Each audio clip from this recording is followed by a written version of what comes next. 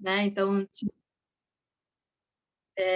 no qual tinha, né, vários autores e autoras periféricos, né, escrevendo contos para a juventude, né? E aí eu vou fazer esse conto lá em 2008, né? Depois comecei a participar como contista a cada 2 anos no Cadernos Negros, né? Então eu fiz alguns, né? Passei ali pelo teste de fogo da aprovação que é Cadernos Negros, né? Porque Cadernos Negros, né? Para quem ainda não conhece, né? Eles estão aí há 44 anos, né? Como eles atrasaram a edição virtualmente, né, do ano passado, mas eles estão há 44 anos publicando literatura negra nesse país, né, com o grupo Quilomboje. Então, em 1978, eles publicaram o primeiro livro de poesia, no ano seguinte foi contos, né? Então, a minha primeira publicação em Cadernos Negros se dá em 2006, né? Um ano antes, na verdade, meses antes, né, de publicar o Punga, né? O Punga já estava sendo gestado, né? Curiosamente, o Punga foi gestado em 9 meses, né? E aí a gente já estava gestando o Punga, mas aí eu participei do processo de Cadernos Negros, né? Então pedi a bênção, a licença para entrar nesse território das escritas publicadas em livro, né? Que até então já tinha publicado em revista.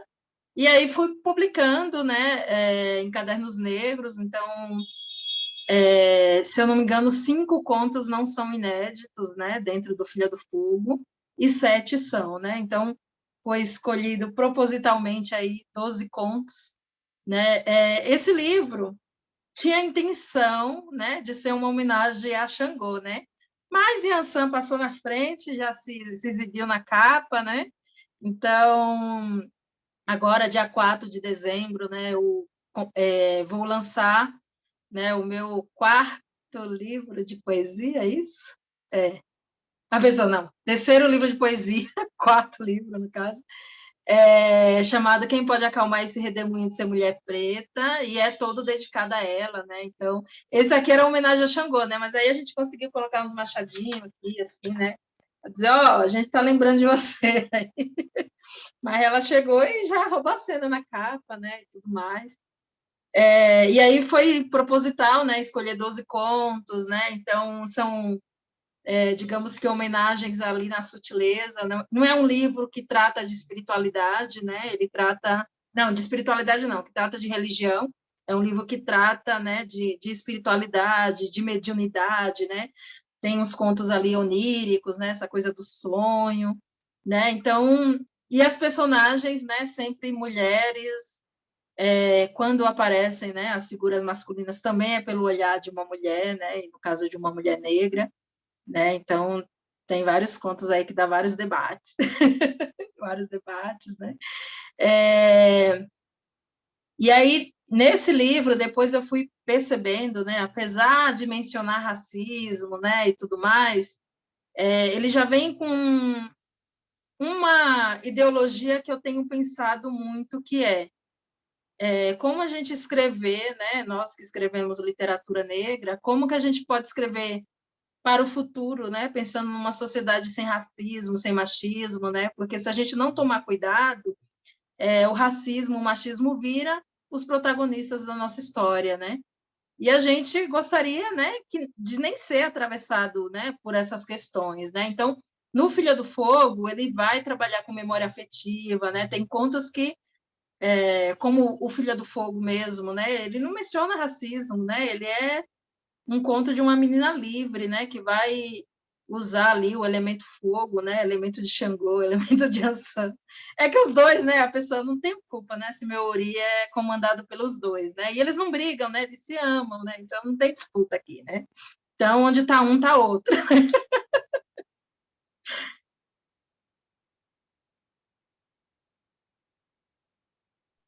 Que fantástico. Antes de passar a palavra, eu vou ler um trechinho, tá? Porque aqui também é para dar água na boca, para quem ainda não tem, né, o livro maravilhoso, para quem ainda não tem para adquirir. Então, a gente vai dar gotas de abrir o apetite, tá? Então, eu vou ler um trechinho de um conto que eu amo, que é Dona da Cumbuca, um trechinho da página 29, só para dar água na boca de vocês.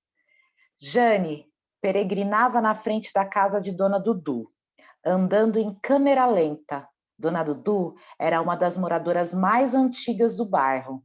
Aos seus 65 anos, trazia a intensidade de um café com mel e uma pele preta, sempre acolhedora, assim como a sua casa, as portas sempre abertas. Em sua morada, no batente de cima, tinha uma espécie de cortina de palha, conhecida como mariô.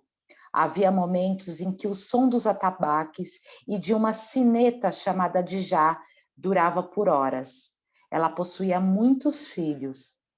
Nem todos moravam na sua casa, mas sempre a visitavam, trajando roupas brancas e tomando a bênção. Nessas ocasiões, a casa estava sempre cheia. Beto, agora eu vou passar a palavra para você. Acho que nosso convidado, outro convidado chegou. Passar a palavra para você fazer as honras. Opa, com prazer. Felipe Choco na área aí. Seja bem-vindo. E a palavra é sua.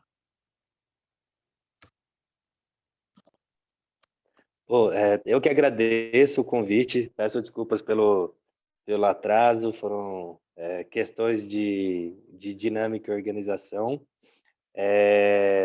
Primeiro dizer que é uma honra de estar participando dessa rede, né, o Litera Sampa Afro. Já tive contato com o Litera Sampa em vários momentos, e estar aqui hoje, ser um convidado, estar junto, né, da Anabela, do Beto, e principalmente da Elisandra Souza, de quem a gente já partilhou outros momentos também, é muito gratificante, né?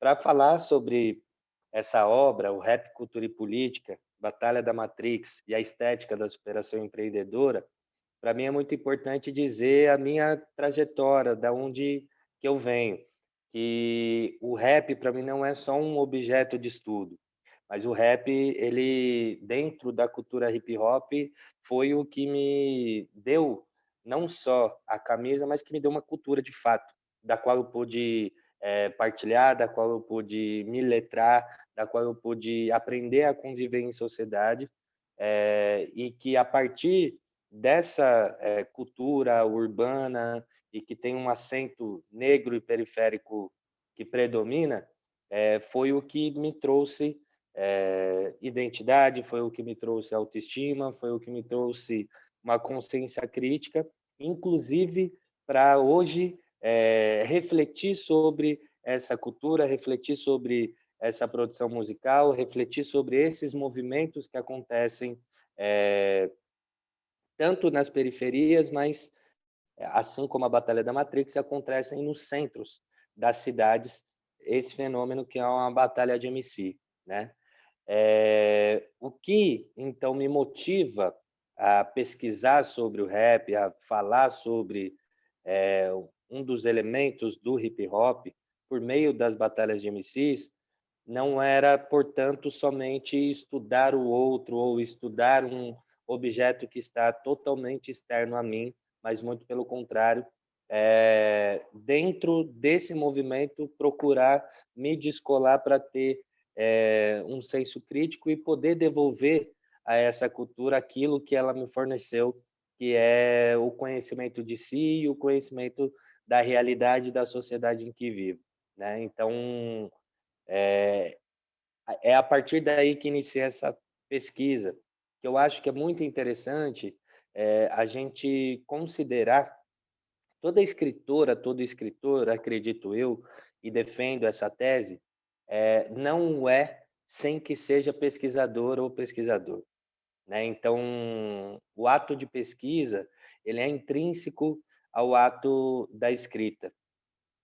E o ato da escrita, ele, apesar de solitário, ele não existe sem uma pesquisa que possa conectar essa escritora, esse escritor, com o seu meio, né?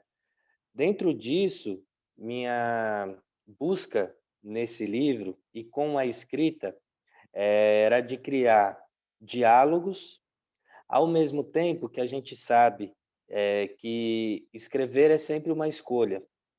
E a escolha entre aquilo que pode ser mais didático, aquilo que pode ser mais poético, aquilo que pode ser mais contundente, aquilo que pode ser mais forte, aquilo que pode ser mais dedo na ferida, ela é sempre uma escolha que pode ser deliberada ou que pulse, né, das mentes e das canetas, das teclas e dos dedos que transformam pensamentos nas palavras, seja ela na tela, seja ela no papel. E dentro disso, para mim, o ato de escrever, eu que venho do rap, eu que venho da poesia e me iniciar na prosa, né, inicialmente numa prosa acadêmica, porque esse livro é fruto de um trabalho de pesquisa de mestrado, mas na adaptação também dessa pesquisa de mestrado para o livro, são as escolhas das palavras, são as escolhas das expressões que a gente vai utilizar, da qual a gente quer ser entendido, da qual a gente quer gerar uma reflexão e quer gerar um debate acerca desse tema, né?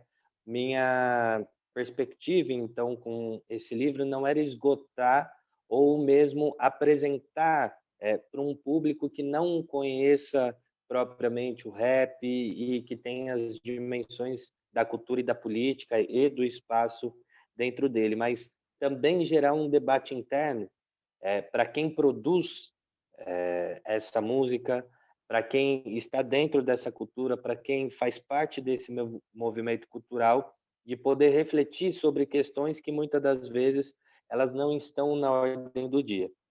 Ou seja, é uma pretensão gigantesca que eu acho que quem se propõe a escrever um livro, a gente tem que ter uma certa ambição e depois a gente vai vendo com a própria repercussão se ela foi atendida, se ela foi vitoriosa, se a gente alcançou esse objetivo ou não, né?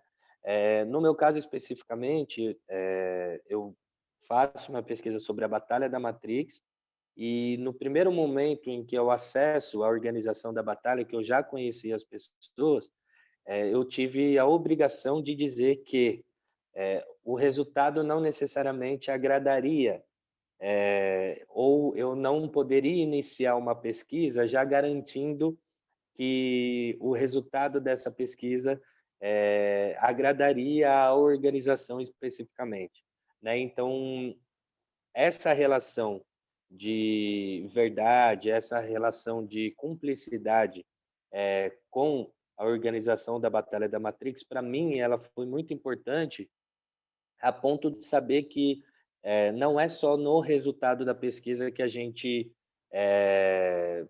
deve partilhar, que a gente deve comunicar, que a gente deve direcionar para um público maior, mas é durante a própria pesquisa que a gente constrói a nossa narrativa e que essa narrativa, por mais que ela tenha a assinatura autoral, né, de um indivíduo, mas que o que ecoa nessa narrativa são sons, são desejos, são expectativas, são experiências plurais, são experiências coletivas. Então, para mim, não seria possível de ter realizado essa escrita sem antes ter escrito alguns raps, sem antes ter tentado escrever alguns raps e não conseguido do jeito que eu gostaria, e de, na prosa, arriscar a comunicar tudo aquilo que até então eu mais sentia do que racionalizava. Então, poder racionalizar com emoção e poder se emocionar a partir da razão era uma busca que eu queria ligar na minha própria vida. Então, eu digo que a escrita desse livro e me colocar como um escritor e não somente como uma pessoa que sistematizou alguns dados que foram coletados, era a forma que eu tinha de conectar o elo entre a minha emoção de fazer parte dessa cultura e a racionalização de trazer debates que julgo eu importantes para essa cultura, informando também um público mais abrangente, né? A temática do livro, ela pode ser colocada como uma temática que tem vários pontos ou polissêmica e que possa abrir diversas trilhas, caminhos e pontes. Alguns caminhos podem dar em ruas sem saídas, mas acredito que tem algumas pontes que pessoas possam dar sequência, né, na construção dela. É um tema que, por natureza, tinha que ser abrangente, então tem nuances de uma crítica cultural, né? Então, eu faço uma análise da música que chama O Hip Hop é Foda, né? A parte 2, que é do Rael, que ele convida o MC, da parceiro dele de Laboratório Fantasma, ele convida o Fernandinho Beatbox, ele convida o DJ KLJ, que é o DJ do Racionais MCs, e ele convida o MC Marechal para participar dessa música, que a versão 1 dela já tinha feito muito barulho, que tinha sido lançada em 2013, e no dia 12 de novembro de 2014, o Rael lança o Hip Hop é Foda Parte 2. E o que me destacava, ou o que me chamava muita atenção nessa música, é que ela dialogava com uma música do Caetano Veloso que chama Bossa Nova é Foda, né? E que, em vez de somente contrapor o hip hop à bossa nova, mas trazia desde os elementos artísticos, então a guitarra, o riff de guitarra que o Rael usa na Hip Hop é Foda, tanto parte 1 quanto parte 2, é o mesmo ou muito próximo da nota do riff de guitarra que o Caetano utiliza na Bossa Nova é Foda. Então, dizendo que há mais diálogos ou há mais pontes ou possibilidades de conversas entre movimentos culturais distintos, como a bossa nova e o hip hop, do que até então a gente poderia imaginar, ao mesmo tempo que ele demarca que o hip hop é foda por N motivos, e eu busco destrinchar esses N motivos. Um deles está dentro da dimensão da passagem, principalmente da experiência negra no Brasil, da passagem do estigma, da não aceitação, da não autoestima para o orgulho, para a autoafirmação. E o hip hop, ele proporcionou isso para uma juventude do Brasil todo, né? Daríamos para a gente falar do mundo todo, mas a particularidade brasileira, ela foi muito forte, não somente nos centros urbanos, principalmente, mas não só. E o quanto que ela construiu uma consciência racial, ela construiu uma consciência política, e dentro dessa consciência racial e política, ela se fez junto com outros movimentos. Então, a gente costuma dizer, e eu sou partidário dessa ideia, de que o hip hop, assim como o Grandmaster Caz argumentou e disse em outros momentos, ele não inventou nada, mas ele reinventou tudo. E nessa reinvenção do hip hop aqui no Brasil, e se a gente pega especificamente o caso de São Paulo, ela se deu como uma forma de articulação com movimentos populares, e em específico o movimento negro, né, organizado, com uma juventude negra que tinha toda uma prática cultural, mas que lhe faltava esse, não o engajamento, mas a organização que o movimento, que a geração do movimento negro que se constitui ali na década de 70 vai auxiliar para que nas letras anunciadas do rap, principalmente da década de 90, essa temática da valorização de uma consciência negra, do orgulho do pertencimento e da construção da negritude enquanto política, ela se deu em paralelo e não se deu de forma segregada. Isso que chama muita atenção, a ponto de que o movimento negro no Brasil ele sempre teve uma característica mais de vanguarda do que propriamente de um movimento de massas. E que, assim como eu defendo, outras pessoas defendem, o hip hop, principalmente a música rap, ela permitiu que as agendas do movimento negro pudessem ser disseminadas e difundidas nas quebradas, nos alagados, nas cadeias, nas periferias do Brasil, com toda a sua diversidade, a ponto de hoje a gente poder dizer, inclusive, que o movimento negro no Brasil não é somente um movimento de vanguarda, mas que a pauta dos movimentos negros no Brasil tem ganhado uma dimensão de massas. E isso é muito importante e eu acredito, sem titubear, que um dos causadores dessa difusão e dessa possibilidade foi o próprio movimento hip hop, né? E outros aspectos que eu acabo trazendo no livro é o fenômeno das batalhas de MCs. Então, hoje, acredito que toda cidade já tenha tido alguma batalha de MC de rua, seja na sua região central, seja nas quebradas, e que essas batalhas de MCs, elas chamam muita atenção pelo caráter que elas têm de aglutinação, de ser uma vitrine para quem está se iniciando no campo da música rap, mas principalmente na construção de uma esfera pública em que a cidade passa a ser um ponto de discussão. Porque quando eu ocupo um espaço, uma praça pública, quando eu ocupo uma calçada, uma saída do metrô, quando eu ocupo até mesmo um terreno abandonado, né, ou um galpão abandonado, eu ressignifico aquele espaço e eu passo a pertencer à cidade e eu faço com que a própria cidade ela seja menos hostil e que ela também pertença à dinâmica cultural, e que ela não seja somente monumentos, somente vigas e concretos de cimento e aço, né? E que ela ganhe vida, um espaço que passa a ser vivido por meio da prática cultural. Isso aconteceu com a Batalha da Matrix e isso acontece com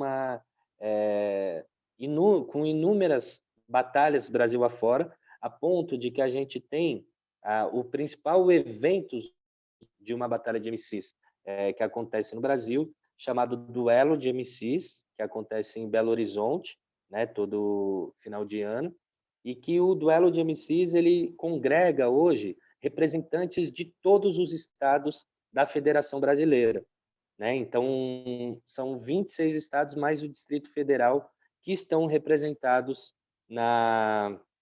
no Duelo de MCs nacional, né, na sua versão nacional.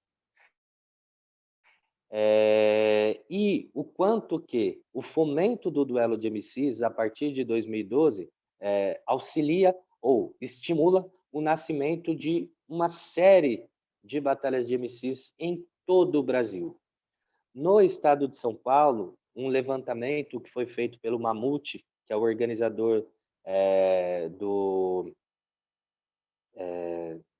nossa, me fugiu agora. Da CPBM, do Circuito Paulista de Batalha de MCs, desculpa. O Mamute, que organizou o circuito, quando ele fez um chamado pela rede dele do Facebook, se viu que tinham 130 batalhas em São Paulo ali no ano de 2017, né? E que depois, os outros anos, batalhas iam nascendo, outras iam morrendo, mas você tinha uma permanência ali de cerca de 100 batalhas, né, no estado de São Paulo, no litoral, no interior, na capital e também na região metropolitana.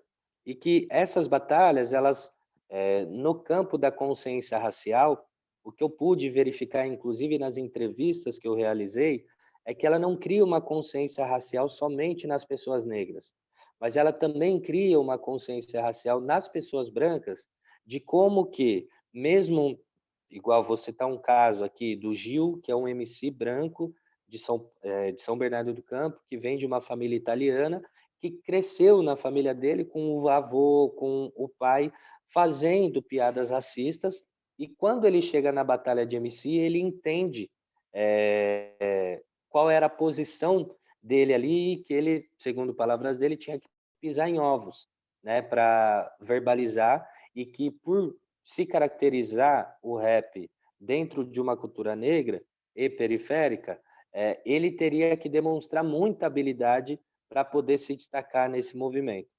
Então, no caso do Gil, ele conseguiu, por meio do hip hop, desenvolver uma consciência racial que foi de contra com a própria formação dele enquanto indivíduo.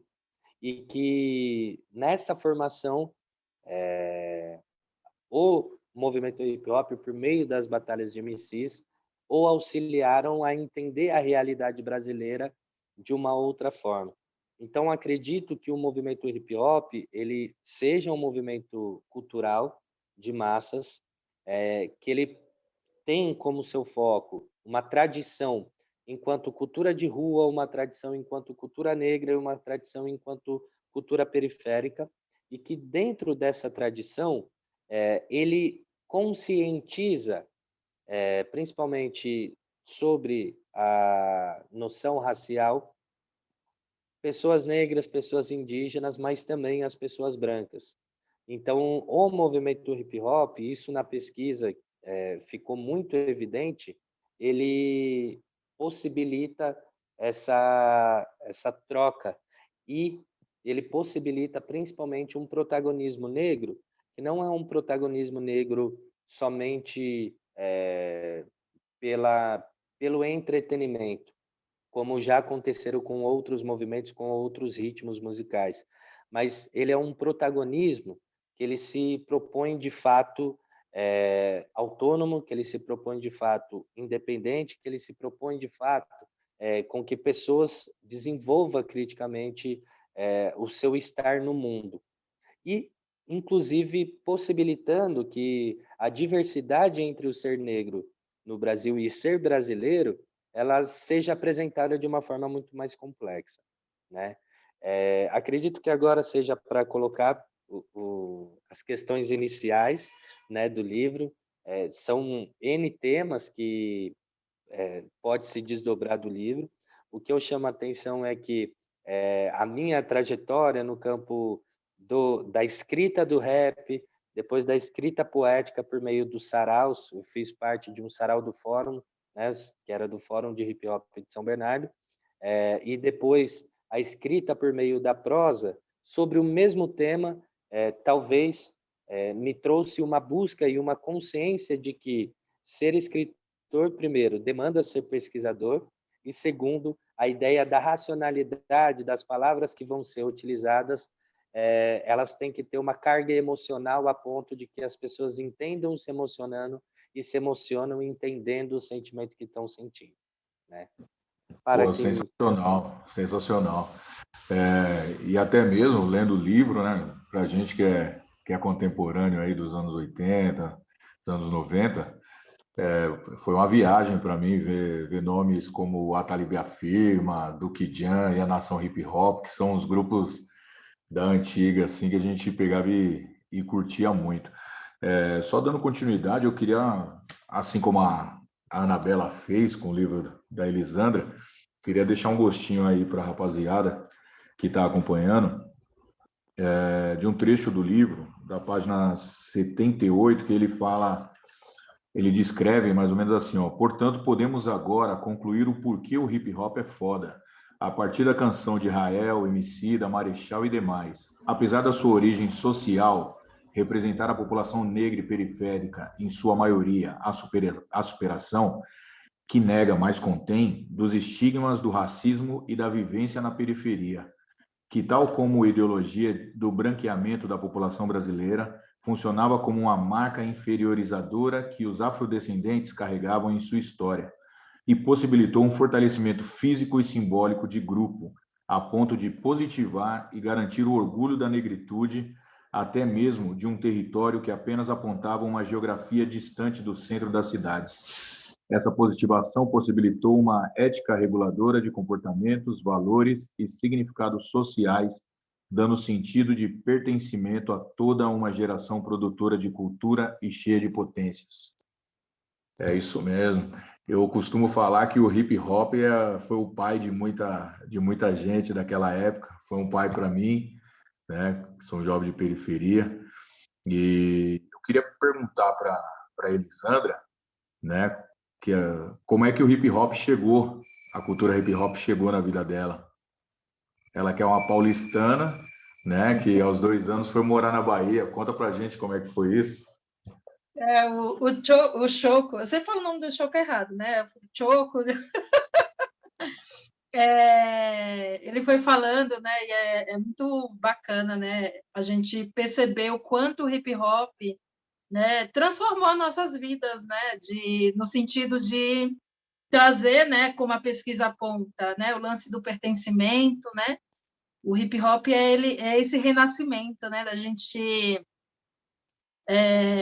poder, né, construir a nossa própria história, né, ter um lugar, né, o hip hop me possibilitou ter um lugar, né, ter um lugar dentro do meu próprio corpo, né, me reconhecendo, né, enquanto uma jovem negra, né. Eu conheci o hip hop, né, eu nasci na cidade de São Paulo, eu sempre agora senta que eu vou falar que nem o Choco, sem tomar água. Senta que lá vem história. Eu, né, nasci aqui na cidade de São Paulo, mas com 2 anos fui morar no interior da Bahia, que é na cidade de Nova Açores, a cidade dos meus pais. E voltei para a cidade de São Paulo, né, com 13 anos. E aí, só para falar um pouco da cidade de Nova Açores, O Filha do Fogo é esse livro, né, que vai trazer essas memórias afetivas, né, de uma criança, né, de uma adolescente ali, né, que passou a infância, né, e começo da adolescência numa cidade do interior da Bahia, né? E aí só quando eu venho para a cidade de São Paulo em 96, né, que eu vou ter esse entendimento do que é periferia, né? Tem umas coisas curiosas, né? A gente foi morar num quintal do amigo do meu pai, que a gente chamava de tio, e aí os filhos dele a gente chamava de primo e tudo mais. E aí meu primo, né, ele cantava Fórmula Mágica da Paz, né? Então eu conheci por conta dele cantar, né, Fórmula Mágica da Paz. E aí depois, né, eu fui num evento, né, alguns anos, né, acho que um ano, 2 anos depois. E aí eu vi tocando a música, eu falei, ai, tá tocando a música do meu primo. Aí eu falei assim, nossa, você é prima do Brown? Aí eu, não, sou prima do Preto G. Tipo, aí caiu a minha ficha aqui, né? O rap era mais do que o meu quintal, né? Era uma música que estava sendo ouvida aí nas periferias, né, de São Paulo inteira. E aí foi passando um tempo, só em 2001, né, que eu fui criar o fanzine Mijiba.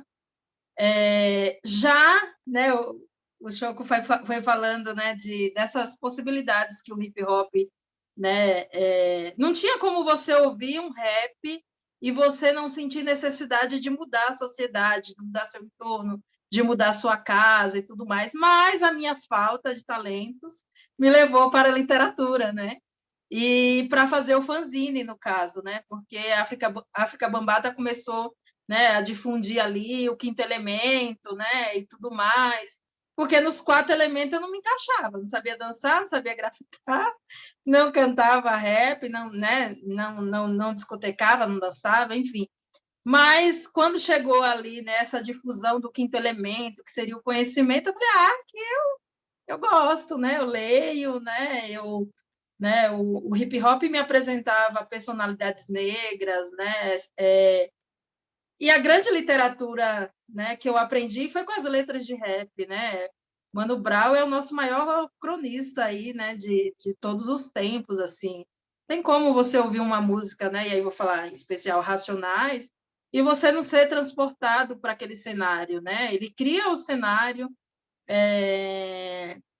ele cria todo o ambiente, ali é um livro, né? É um livro sonoro, né? Não tem como a gente, né? Por isso que eles, né? Por muito tempo, né? Discriminou o hip hop, né? Porque o hip hop ele nos trouxe possibilidade de existência, né? A Capulanas, Companhia de Arte Negra, tem uma pesquisa, né, com a doutora Regina Nogueira, que fala muito dos espaços potenciais de vida.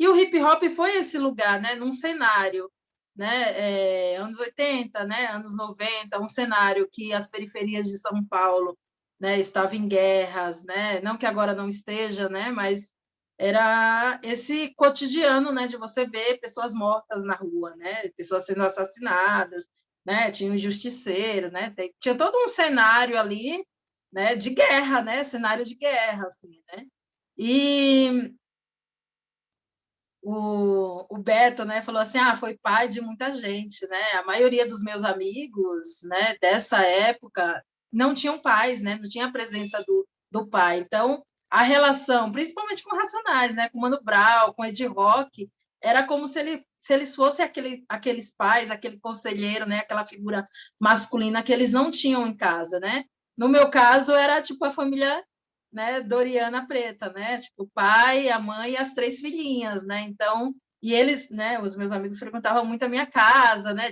Gostavam muito da presença assim do meu pai. Então, o hip hop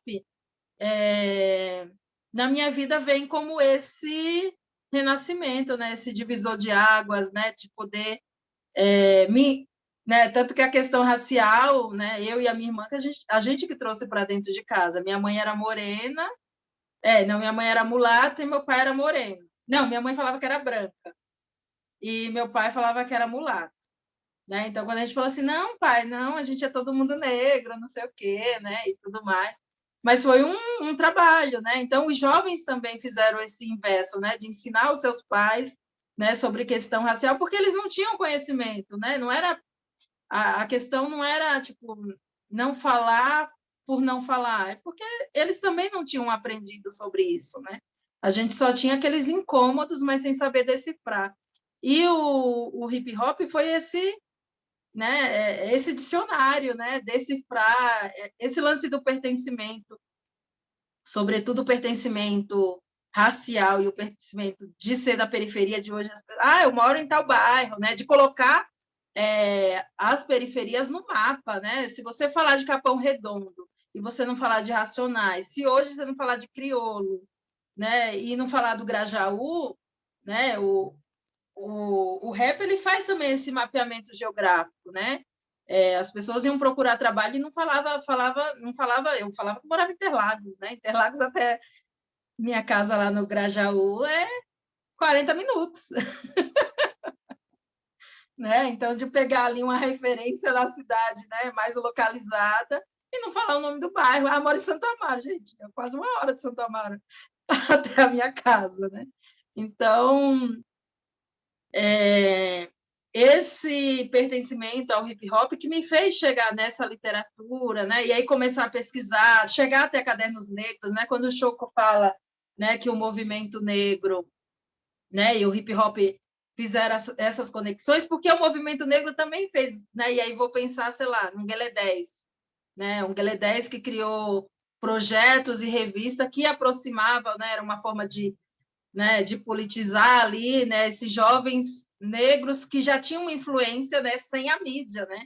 Hoje, né, pensando, né, que Racionais, né, ele conseguiu, né, ter um nome, ter a influência que tem sem a grande mídia, né? E aí, quando a gente vem na geração do Emicida, não, a gente precisa chegar dentro das casas através da TV, e tudo bem, né? Eu era uma daquelas, né? Quando o X foi para aquele...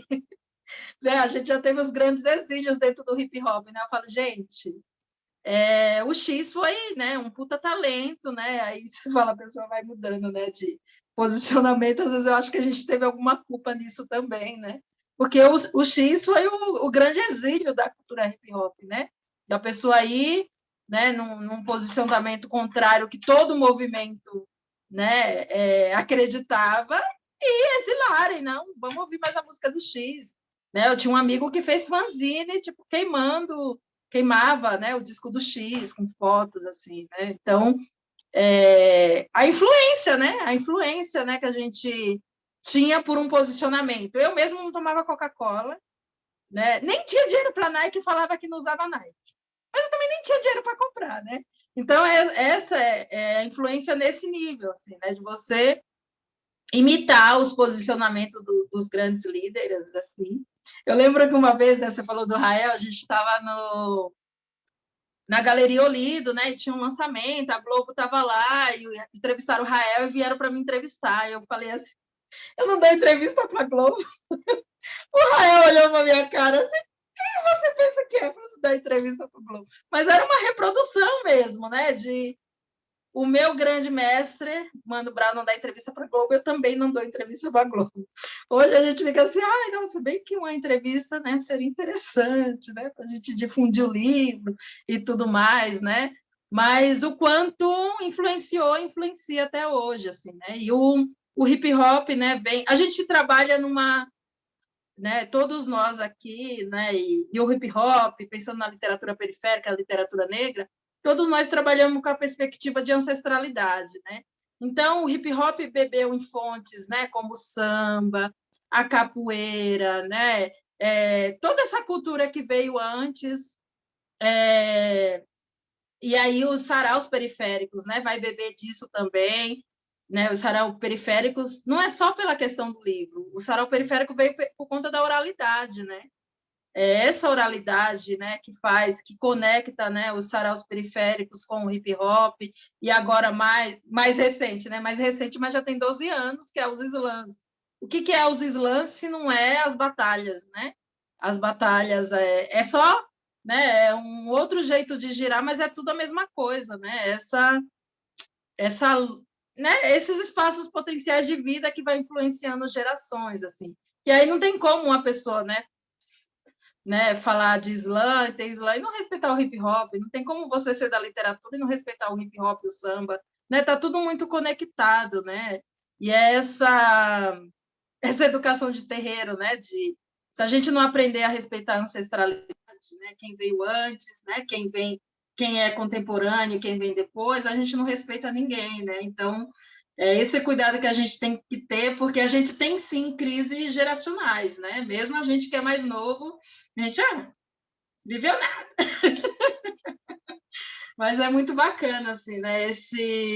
O hip hop, né? Vou até fazer um poema, né? Para dar uma esquentada aqui. Eu fiz um poema em homenagem ao hip hop. Não, depois eu chego no Filho do Fogo, viu, gente? Eu nunca acreditei em amor verdadeiro. Via muitos magoados por esse traiçoeiro. De repente, só precisei te olhar. Era o tal do amor à primeira vista a pousar. Nos apaixonamos e prometemos nunca mais separar. As pessoas sempre falaram muito mal de você, mas eu sempre soube o quanto a sinceridade fazia parte do seu ser. Já estamos juntos há mais de 15 anos. E você foi o ser de mais encanto. Quantas luas vimos juntos? Já nem sabemos mais. Você no meu coração plantou a paz. Dentro do meu ventre, você germinou, nasceu.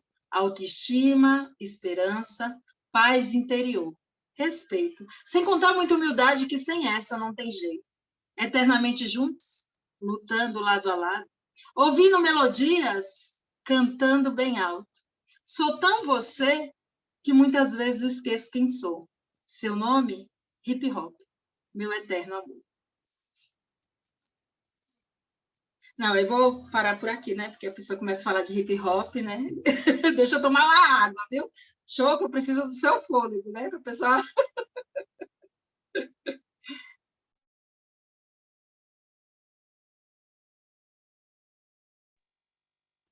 Gente, que maravilha, hein? Estou aqui. Nossa, que delícia, que encontro. Queria aproveitar para fazer mais uma pergunta para você, Lê. Eu sei que você queria tomar uma água, mas eu vou aproveitar porque eu acho que tem tudo a ver com essa ideia do hip hop. Eu acho que essa pergunta também ela serve para o Choco também. Ele também pode responder a partir da perspectiva do hip hop. Durante muito tempo houve uma ficção sobre a população negra, né, que foi criado durante o período da escravidão, durante a história que foi contada nos livros escolares, o discurso que foi feito politicamente, dentro do racismo estrutural. E eu queria que as obras de vocês, a sua obra, né, Água de Cabaça, toda a sua trajetória poética e crônica e escrita, ela traz uma construção de uma relação real, né? A sua obra com as mulheres, né? com as relações das mulheres, como são as mulheres, de alguma forma existe uma construção imagética, né? Uma performance dentro da sua obra de construção de mulheres reais, né? De mulheres verdadeiras. E eu queria que você comentasse, porque isso é muito importante quando a gente fala das mulheres em geral, né? Você falou da sua mãe, né? De como foi esse processo, mas acredito que todas as mulheres passam por um processo de ou a negação, ou um processo de aceitação de si mesmo e de alguns lugares que foram dados para nós, né? Eu queria que você comentasse isso um pouco. Eu acho que depois, em seguida, o Choco pode comentar um pouco como o hip hop, assim como você falou, né, constrói, né, tira a periferia, a música negra de uma relação fictícia, ficcionária, de como isso é, e traz para uma realidade, né? Olha, alguém estava me ligando e eu perdi metade da pergunta, aí seu volume ficou baixo, né? Mas se você puder repetir pelo menos o comecinho, eu só peguei o final. Ah, sim. Eu estava falando que as suas obras, elas tiram, né, as mulheres desse lugar fictício construído social sobre o que é a mulher negra, que é um trajeto, uma construção histórica, racista, né, construída por meio estrutural mesmo, uma estrutura social, né, que até dentro da nossa cultura foi criados papéis que não são reais em relação às mulheres negras. E a sua obra, ela tem um processo de construção de mulheres reais, né? Eu leio Água de Cabaça, eu leio as suas poesias, a gente se encontra em diversos lugares. E aí eu queria um pouco que você comentasse a importância disso, a importância social, né, dessa literatura construída por mulheres negras a partir de uma possível desvendar, né? Desvendar-se e reencontrar-se, que eu acho que tem muito esse processo dentro da sua literatura. Ah, maravilha. Né? A gente pensando, né, em literatura negra feminina, né? Agora, né, a gente está aí com um livro recém-lançado, que é o Literatura Negra Feminina, no qual, né, me dediquei aí, junto com a Yara Aparecida, a fazer uma linha do tempo, né, pensando lá desde Maria Firmina dos Reis, que é em 1859, até a escritora Mídria, né, que é uma escritora de Islã, que publicou em 2020, A Menina que Nasceu Sem Cor. Nessa linha do tempo, né, essas escritoras negras, né, têm alguns períodos que tem um grande vácuo, né? As mulheres negras têm publicado mais nos últimos 30 anos. Então, eu devo, né, essa perspectiva, né, de olhar a mulher negra de forma mais ampla, né, devolvendo a sua complexidade, né, suas subjetividades, né, disputando mesmo narrativas, né, porque dentro da literatura brasileira, vamos dizer, convencional, as mulheres negras estão ali sempre no papel da servidão, né? São mulheres que vêm sem família, né? Geralmente as mulheres negras, e aí nas telenovelas isso continua, né? Aparece lá personagens, mulheres negras, que ela não tem família, ela nasceu do... Eu ouvi esses dias, né? Falou assim, nasceu de um pé de alface, né? Estava numa mesa e ela falou assim, não, as personagens, né? As mulheres, sobretudo as mulheres negras, estão ali como empregada doméstica, né? A pessoa em especial foi a Mônica, eu acho. Foi uma escritora de Salvador, agora me fugiu o nome dela. Mas a personagem na novela ali era uma menina negra que era amiga da outra, da protagonista, e ela vivia ali a vida da protagonista, não tinha família, não tinha namorado, não tinha nada. Só acompanhava ali um anexo da outra personagem, assim, que era da personagem Ritinha, e agora eu não lembro nem o nome dessa personagem, né, que fazia lá o papel, que era uma jovem negra, tá? Então, dentro, né, eu aprendi, né, com essas mais velhas, né? E eu sou apaixonada assim por literatura, da mesma forma que eu sou apaixonada pelo hip hop, eu sou apaixonada pela literatura e pela literatura negra, né? Então, o hip hop, né, só fazendo essa conexão, que foi me dando essas demarcações, né? Porque eu super apaixonada pelo hip hop, né? Achava incrível, mas aí quando ia ter uma mulher, aí era back vocal, quase não tinha tempo no palco, né? Então eu enxergava essas coisas também, né? E quando a gente começou a criar coisas, né? Quando a gente fez o Mijiba em Ação, então a ideia era que as mulheres negras pegassem no microfone, né? A gente fez lá em 2004 e 2005, e aí os meninos, a gente estava sempre no show deles, né? A gente era as Pentaguetes, né? A gente, né, estava em todos os shows do Pentágono, né? A gente lá morando muito perto, né? Inclusive o meu primo, esse primo que eu citei, que é o Preto G, que agora eu acho que eu nem sei que não, eu acho que ele está usando Peterson 011, já mudou os nomes, né? Ele ainda continua cantando, mas ele era do KND, que é o grupo anterior ao Pentágono, né? Então já tinha esse incômodo, né, de perceber por que as mulheres, né? E aí a gente criou o evento e a gente falava assim. Na época a gente não tinha uma DJ mulher, e aí a gente chamou, né? O Kiko, inclusive, tocou para a gente, o DJ Kiko, né? Que era DJ aí do Pentágono, e tinha o Jefferson também da região do Grajaú. E eu falei: olha, vocês vão tocar, mas vocês não vão falar no microfone. E aí os meninos lá espalharam, a gente vai nesse evento lá, mas não pode falar, não sei o quê. Então eles começaram a dizer que nosso evento era só de mulheres, né? Aí quem ia era sempre o namorado de alguém, né? Inverter os papéis, era o namorado de alguém que ia acompanhar, né? Eu segurar a bolsa enquanto ela se apresentava. Desculpa. E aí, né, a gente fez lá 2004, 2005, ainda era essa coisa, era começo, os céus, né, era aquele elefante branco que a gente estava desvendando, né, da gestão da Marta. No ano seguinte foi a gestão do Serra, que aí já até nem água tinha no camarim no ano seguinte, né? E aí vem, né, o passar do tempo, né? 2006 eu entro na universidade, 2007 vem o Punga, e a gente meio que deixou o Mijiba em Ação, né, né, para uma outra ocasião, né? O fanzine vem de 2001 a 2005, tal. E aí só em 2012 que a gente vai retomar, né, o Mijiba em Ação, e também começa a publicação dos livros, porque aí a gente começou a acessar os editais públicos, né, o VAI, né, e tudo mais. Mesmo que o Punga lá em 2007 também foi, né, financiado ali pelo VAI, né, a gente até brincava, né, que ia de qualquer jeito, mas com vai ia mais rápido, né?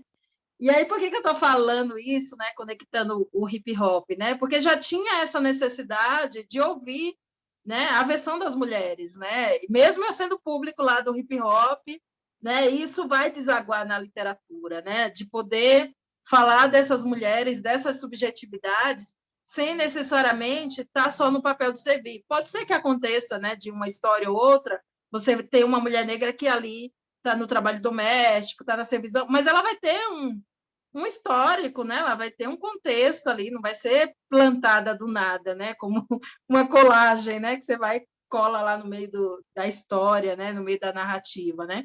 Então, quando eu me, né? E para mim é bem, né? Agora, né?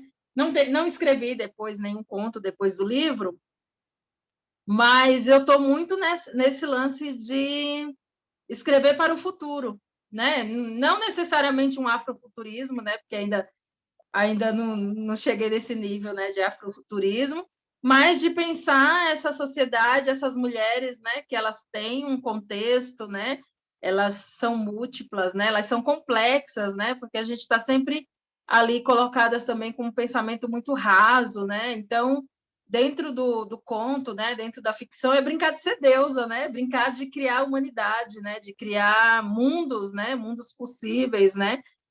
Então a gente brinca com isso, né? E quando eu falo muito no coletivo, é que é isso, né?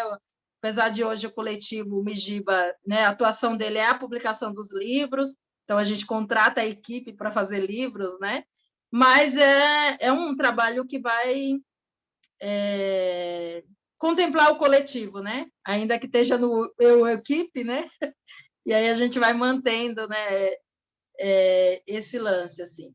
E aí essa influência dessas mulheres é justamente, só voltando no lance da linha do tempo, é de ter lido mulheres negras que me antecederam, né? Então eu sou muito entusiasta dessa literatura negra feminina, Eu amo a literatura da Geni Guimarães, né? Tem um conto que eu amo de paixão, que é O Enterro da Barata, né? Que vai essa coisa da memória afetiva, né? Quando a gente acessa as nossas memórias afetivas, né? Tem um lugar que não é só de dor, né? Apesar da desigualdade, né? Quando eu vou falar lá, a primeira vez que fui ao céu, que eu vou falar da experiência de uma menina no balanço, né? As nossas brincadeiras, né? O nosso momento lúdico, né? Então, dentro desse livro tem muito momento de ludicidade, né? Que eu fui aprender também com a Conceição Evaristo, o último livro dela, o penúltimo, né? Leves enganos de parecência, esqueci o comecinho. É um título bem grande. A pessoa que agora colocou título grande, Leves enganos de parecências, alguma coisa assim. É um livro que a Conceição Evaristo ela se debruçou a criar ludicidade. É uma personagem que ela não abraça, porque quando ela abraça, o suor dela se transforma em flores. Tipo, e aí ela não abraça para que as pessoas não vejam isso, né? E aí a outra menina aqui no casamento, o vestido de noiva dela é com gravatinhas que depois viram borboletas, né? Que é um desejo desde criança, né?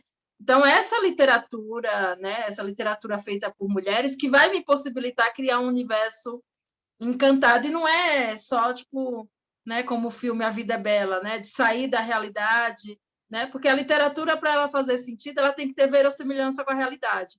Então, também não quero chegar um momento que eu vou falar de fadas e duendes, né? E tá tudo bem, mas ainda não é esse momento, né? Então, tudo que eu coloco ali dentro do conto é simbologias também, né? E vou colocar simbologias de espiritualidade, né? Então, né, quem é do candomblé vai saber que tem um elemento ali que é do candomblé, né? Que é das religiões de matriz africana. E quem não é, vai ler e fala assim, interessante, né? Mas está ali, né? Esses elementos estão ali, da espiritualidade, né? Eu lembro que a questão da capa, né, do Filha do Fogo, eu ficava assim, gente, mas não pode ficar com cara de livro de religião, né? Né? E mesmo assim ficou, né? Tentei, mas... Né? E aí essas mulheres também são retratadas nas ilustrações, né? O projeto gráfico, né? Só para aproveitar e fazer um marketingzinho, o projeto gráfico é da Silvana Martins, né? Que, né, deu esse, né? As ilustrações são incríveis, né? Da Preta Ilustra, né? A capa da Preta Ilustra, né? A pessoa vem com os machadinhos, pá, um xangozinho ali, né? Para dar uma equilibrada. E aí as ilustrações são essas mulheres, né? Nesses lugares, né? Aí a pessoa não quer falar de religião, né? Aí o primeiro, Filha do Fogo, o conto você vai ler, né? O fogo que é o orixá. Mas a pessoa vai ler achando que é uma coisa e lê outra coisa, né? A primeira vez que fui no céu, né? Então, esses momentos, né, de sorriso, de leveza, né?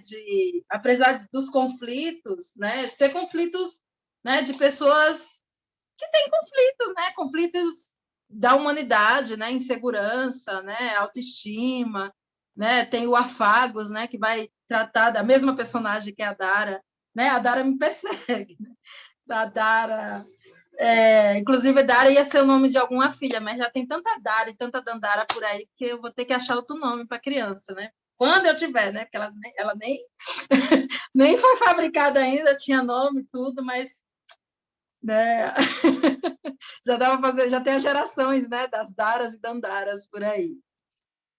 Enfim, eu acho que é isso, né? Nos devolver a humanidade, né? A possibilidade de existência, né? E no Filha do Fogo tem isso, né? De poder falar das nossas vivências, né? Esses cenários, né? Que são periféricos, né? Que está ali a cidade, tem essa coisa da zona rural que é muito permeado, né? A infância. O trechinho que você leu da Cumbuca, ele foi inspirado já numa atividade na cidade de São Paulo, né? Numa festa de Cosme e Damião do Dinho Nascimento, né? Ele mantém essa tradição de fazer, né? E aí eu fui numa das festas dele, e aí as crianças não estavam educadas ali para comer com a mão, né? Então tinha crianças que não queria comer com a mão, que achava nojenta, aí tinha uma menina pretinha que agarrou a cumbuca lá e ela comia sozinha. Eu falava assim, eu queria tanto ser essa menina.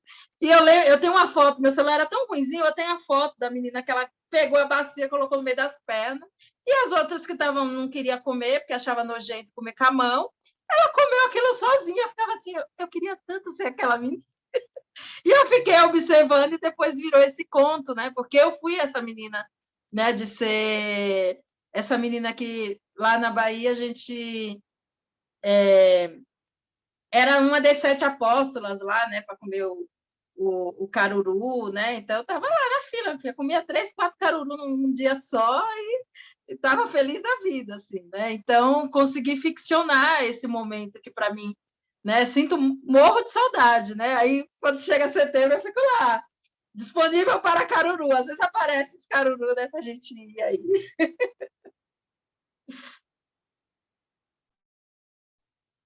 Sensacional, sensacional.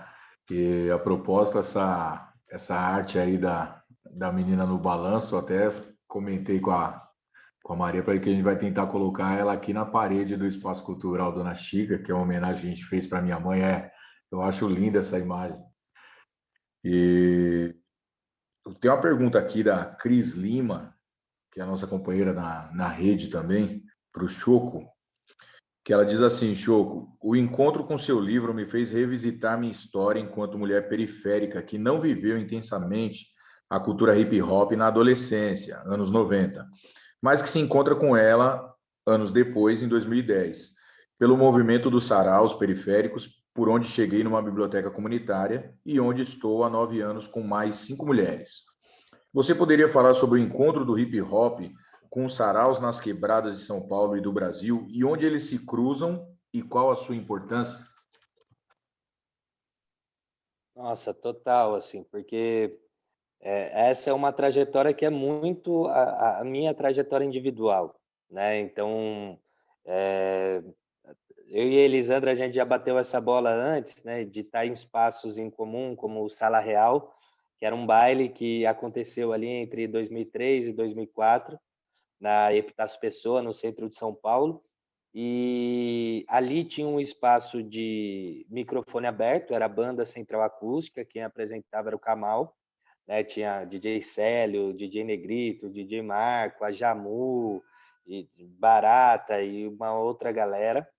E depois inicio fazendo um rap por meio de estímulos, né? Tanto pelos bailes black, mas também pelos eventos de rap.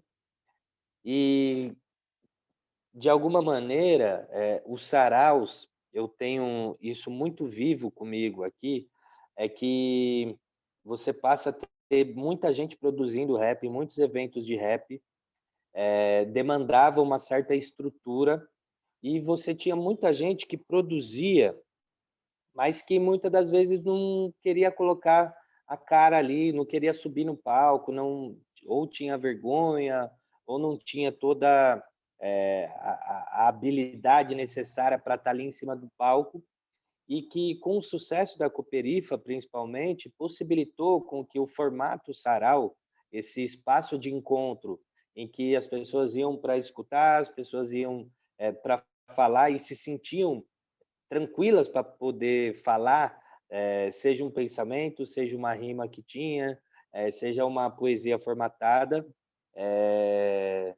O espaço do sarau, acho que ele construiu essa possibilidade da pessoa poder verbalizar aquilo que ela produzia, às vezes de quebradinha ali, na calada, mas não queria apresentar musicalmente. E eu acredito que muito disso é fruto do trabalho da Cooperifa, do trabalho do Sarau do Binho e de vários outros saraus que primeiro colocaram que literatura é feita por gente viva, né? E em vários debates, muita gente falava: caramba, meu, a pessoa que escreveu o livro está viva? É ela mesmo? Né? Porque eu pensava que só morto que tinha livro, né? E isso não foi uma, não foi duas, não foi só uma dezena de vezes que já ouvi, né?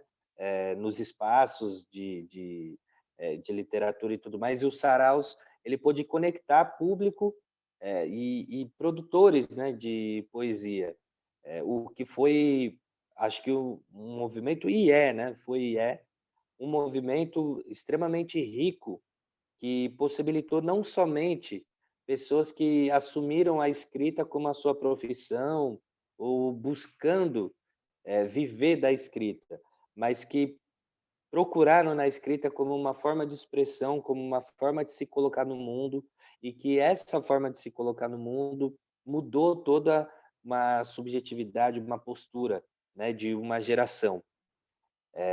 Nesse sentido, eu fiz parte do Sarau do Fórum, como eu disse, que veio muito dessa trajetória de participar do Fórum de Hip Hop, né, na cidade de São Bernardo, a partir ali de 2008. E o sarau, ele era literalmente esse espaço que a gente chamava que era um espaço de escoamento, né? Até uma forma da gente se conhecer, porque era, em geral, nas reuniões que a gente fazia, né? Você tinha até de 40, 50 pessoas no início, todo mundo ligado às artes, mas que a gente só conhecia em dia de evento, muitas das vezes, porque as gravações não estavam circulando tanto e tudo mais. E o sarau, então, a meu ver, ele possibilitou esse espaço de construção de uma cultura crítica, em que ele demandou de início uma denúncia, ele demandou de início um grito pelo direito à cidade de entender a periferia como uma potência, não só como o espaço da violência, não só como o espaço da escassez, mas também como o espaço da produção artística, como espaço reivindicado também de pertencimento e de moradia, né? Isso eu acho que foi o fundamental que o hip hop ele proporcionou, e os saraus eles deram continuidade, mas acredito que os saraus também trouxeram essa necessidade da gente tratar sobre o sublime, que era isso que a Elisandra falava, desses sujeitos, dessas personagens complexas, né? Então, a temática do erotismo, e um erotismo em que as pessoas retratadas como belas, ou que tinham tesão, ou que procuravam o prazer, o gozo, né? Eram figuras negras, descritas como pessoas negras. Você tem a dimensão da amizade, você tem a dimensão do amor romântico, você tem a dimensão do amor ao pertencimento a uma quebrada, a uma torcida de time, a um grupo específico. Então, acredito que o rap e o sarau, pegando um pouco da minha trajetória, lógico que ela não é a trajetória geral, mas acredito que ela condensa uma trajetória de uma geração. As conexões elas foram quase que, não vou dizer naturais, porque elas foram trabalhadas, mas elas se deram de uma forma muito orgânica, né? Então, o rap e o sarau, num dado momento, se dava de uma forma muito orgânica, ao ponto de quando os slams surgem, e principalmente com a questão da competição, que acaba chamando uma atenção, acaba mobilizando um público que vai ter uma premiação e tudo mais, o rap também está presente nos slams, na sua composição, na sua temática, né? Então, nesse sentido, eu acho que aí é uma tese que eu defendo também, o que o hip hop iniciou e principalmente verbalizou por meio do rap, os slams e os saraus deram continuidade. Então, a meu ver, são ramificações de uma mesma árvore, né? Que a sua raiz, o seu tronco, ele é fincado nessa ancestralidade que a Elisandra traz, né? O que a gente poderia chamar dessa cultura afrodiaspórica, que se manifesta em diversos formatos e ritmos, mas que tem em comum pensar essa presença negra nos espaços onde a população negra ocupa, e desenvolver uma consciência de pertencimento racial e da negritude enquanto uma organização política. Então, a meu ver, são desdobramentos de uma mesma matriz.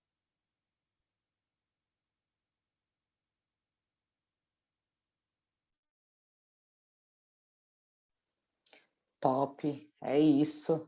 Muito importante todas essas falas. Tem mais uma pergunta, e aí eu vou fazer essa pergunta, eu acho que a gente pode colocar essa pergunta meio como finalização, que o nosso tempo está se esgotando, infelizmente, papo bom sempre o tempo não dá conta, né? Mas, e aí eu direciono para você, Choco, para a Elisandra também. A Luciana Cury, ela pergunta, ela fala que, peraí, só um pouquinho, gente, que podemos pensar que as letras de rap assumem um papel de crônica e assim colaboram com o enfrentamento da falta de representatividade, né? E eu acredito também que a literatura tem esse papel. Eu acho que acho que lindo, né, a gente fechar com essa relação forte da representatividade que o rap traz e que vai sendo construído, né, passando pelos saraus, passando pelas manifestações culturais e chegando na literatura, né, como a Lisandra tão bem colocou. Então, eu passo a palavra para vocês, para a gente finalizar esse encontro tão importante, tão bonito. Não, com certeza essa dimensão da representatividade a partir de uma busca do que é o ser negro no meio urbano, principalmente quando a gente pega na expressão do hip hop, mas não só. Então, como a Elisandra trouxe, né, falar de Capão Redondo sem pensar em Racionais é quase impossível. E pensar o que os Racionais cantou a partir do Capão Redondo, é impossível a gente não pensar que tem elementos e tem traços que a gente pode generalizar para a experiência brasileira. Então, se a gente pega a figura do negodrama, o negodrama é a experiência do negro e da negra no Brasil. Então, a gente tem uma experiência demarcada, tanto pela parte do Ed Rock, né, desde Ouro e Prata, olha quem morre, então veja você quem mata, desde Daria um Filme, uma negra e uma criança nos braços, solitário na floresta de concreto e aço. Né? Então, você tem dimensões da experiência negra no Brasil que o Racionais ele consegue sintetizar na expressão do negodrama. E essa representatividade na literatura também, e eu destaco aqui uma literatura erótica, né, que a Elisandra tem uma produção sobre, tem um livro, né, que chama Preto Mel, chama de Preto e Gozo, que foi organizado pelo Aquis Quintê e pelo CUT, né, que tem uma série de poesias eróticas em que essa representatividade, né, do sublime, do tesão, do erotismo, de elementos que a gente vive e busca enquanto experiência no nosso cotidiano, em busca do prazer, ela também foi transformada em literatura, seja em poema, seja na expressão, né, da poesia ou mesmo na prosa. Então, eu acredito que cada vez mais as literaturas elas têm encontrado uma pluralidade de personagens muito grandes. Eu acredito que a literatura tem, inclusive, influenciado o cinema nessa busca da pluralidade de personagens e que essas personagens elas sejam complexas, assim como somos complexos no nosso dia a dia, né? E que essa complexidade ela envolve a dor, ela envolve a luta, ela envolve os desejos, ela envolve a paixão, ela envolve a frustração, ela envolve a alegria, ela envolve a ansiedade e que cantar, escrever, narrar esses aspectos da vida, eu acredito que torna muito mais complexo as nossas relações sociais, que daí a gente pode ver no outro como sujeitos que são complexos também, e que nessa complexidade a gente vai rompendo estereótipos e vai aprendendo a conviver. Então, nesse sentido, eu acho que essa literatura periférica e negra que veio se difundindo muito forte nas periferias de São Paulo, mas que se proliferou para o Brasil todo, ela tem modificado uma forma do Brasil se olhar. E isso eu acho que é o grande trunfo, e no sentido de que, esteticamente, temos buscas, temos que avançar, temos que encontrar a nossa linguagem própria, e que isso eu acho que é o fascinante da coisa. E no tema, acredito que essa busca pela complexidade dessas personagens, principalmente negras, periféricas e indígenas, ela é o que a gente tem de frescor na nossa produção artística atual.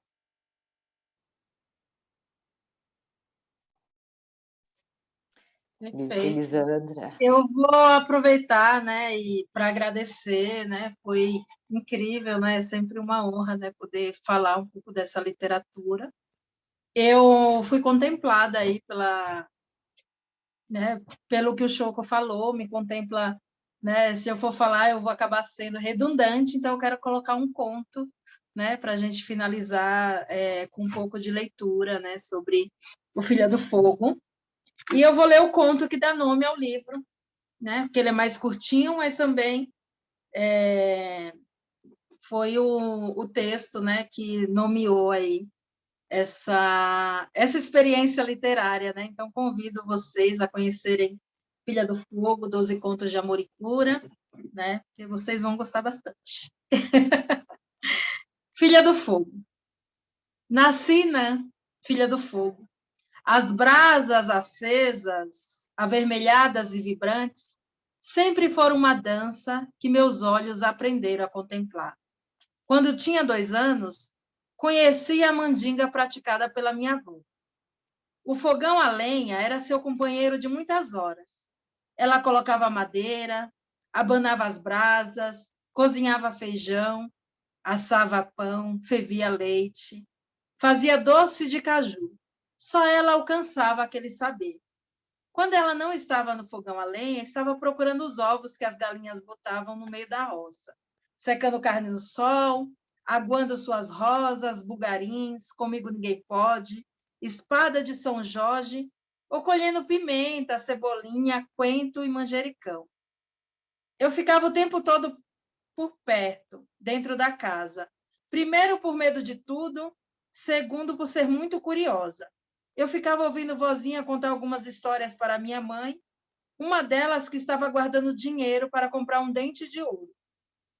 Falavam das minhas tias que uma delas estava com os peitos grandes, que na certa era bucho cheio novamente.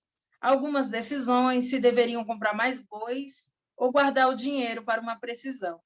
Também ensinava os banhos de ervas que precisava fazer para acalmar as crianças. No caso, eu e minha irmã, 2 anos mais velha. Ela era destemida, a filha do caçador. Ela ficava sempre do lado de fora, conhecendo a fazenda, aprendendo as coisas do vento, montando em cavalo, subindo nas árvores, correndo com os cachorros. Morávamos na cidade e minha avózinha na fazenda Cauê. E lá cresceram minha mãe e minha tia. Às vezes as lembranças de minha mãe se confundem com as minhas. As dela, cativeiro com manhãs intermináveis, cozinhando para seus irmãos mais novos. As minhas têm a memória da infância e das labaredas do fogão a lenha. Quando fui crescendo, acordava cedo só para ver vozinha acender o fogão. Ela sempre pedia para que eu fosse buscar lenha. Essa era a parte mais penosa. Eu reclamava, pois não queria perder nenhuma chama. O ritual começava cedo. Seguíamos eu e meus bracinhos pretos como os galhos que recolhíamos das árvores. Essa tarefa era sempre feita em dupla, revezando com minha tia mais moça ou com a minha irmã mais velha. Eu esticava os braços e elas colocavam as lenhas. Eu levava menos do que podia carregar. Quando era a vez de uma delas, eu caprichava no número de lenhas. Assim teríamos muito mais fogos o dia inteiro. Um dia minha vozinha atrasou. A ansiedade e a tensão tomaram conta de mim. Minhas mãos estavam frias e trêmulas, e o coração acelerado. Então tomei uma decisão. Peguei as lenhas no quintal, coloquei dentro do fogão, chacoalhei o dendê e acendi pela primeira vez o fogão a lenha, sozinha. Eu já contava há 7 anos. Me vi refletida nas chamas, junto da imagem de vozinha, e ali renasci. É isso, filha do fogo. Axé. Ai, gente, que maravilha! Gratidão, Eli, gratidão, Choco. Gente, muito importante esse encontro. Quero agradecer muito a vocês, Elisandra Souza, ao Felipe Choco. Muito obrigado pela disponibilidade por estar aqui. Agradecer à Rede Literasampa pelo encontro, os educadores, mediadores de leitura, todas as bibliotecas que fazem da importância desse espaço, que é compartilhar a literatura negra, a literatura periférica, né, para que a gente consiga, né, dentro das bibliotecas, fazer uma programação de qualidade a partir dos nossos, né, a partir dessas histórias, das falas, do que vocês projetam no mundo. Quero agradecer muito. Beto? Não, sensacional da minha parte, também agradecer a Elisandra, ao Felipe Choco aí pela aula, né, de movimento e cultura hip hop e cultura negra na noite de hoje, agradecer à Rede Literasampa pelo espaço aí, pela oportunidade, agradecer a Bela pelo companheirismo aí na live, e é isso. Bom, É posso isso, agradecer também? Pode, deve. Não, Essa primeiro rede. agradecer. Eu sou um entusiasta, né, da rede Litera Sampa. Desde sempre, eu acho que é importantíssimo da gente poder estimular bibliotecas comunitárias, da gente poder estimular novas leitoras, novos leitores, mediadores de leitura, e o intercâmbio entre essas bibliotecas também ela é fundamental. Agradecer a Anabela, agradecer ao Beto, satisfação mesmo, e parabéns pela mediação. A Elisandra, sem palavras, sempre quando a gente se encontra é uma felicidade muito grande, né? Agradecer a Val, agradecer a Bel, que estão por trás também, e todo mundo que faz parte da rede.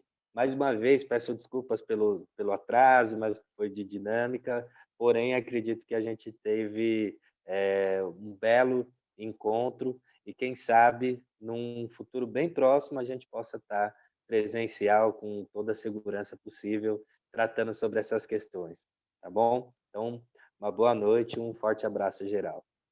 Antes de finalizar, eu tenho um convite. Né? Primeiro, agradecer a Bel, né? A Bel, a gente se conhece há tanto tempo, né? Sempre somou aí, né? Com a nossa literatura, com a nossa, né? Com nossos experimentos, né? Literários também. E dia 4 de dezembro, dia de Yansan, dia de Santa Bárbara, vou estar lançando meu livro de 20 anos de trajetória, né? Chamado Quem Pode Acalmar Esse Redemoinho de Ser Mulher Preta? Um livro que está lindo, né? Tem uma linha do tempo aí contando essa trajetória de 20 anos. E é um livro bilíngue, né? Português e inglês. Conto aí com a Silvana Martins, né? Fazendo o projeto gráfico. As ilustrações é da Carolina Itizá, né? A antiga Carolzinha, porque ela usa agora o Carolina Itizá. Não sei nem se é assim que pronuncia, ela que fez a ilustração.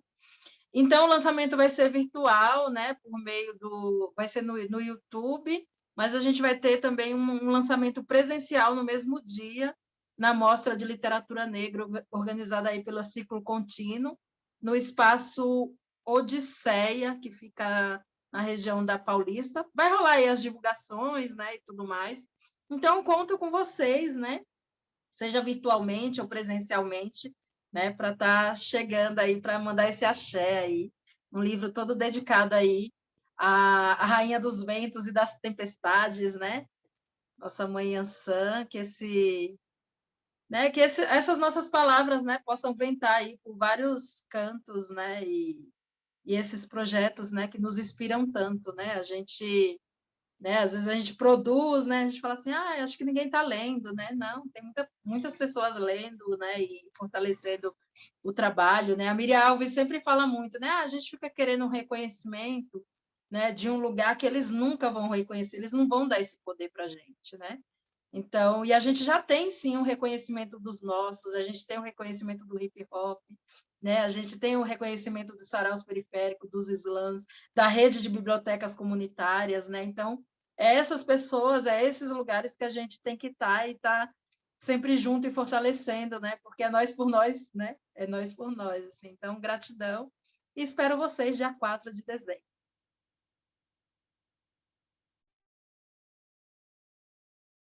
Eu quero, que eu adoro encontro que a gente já sai com o livro na mão. Então é isso.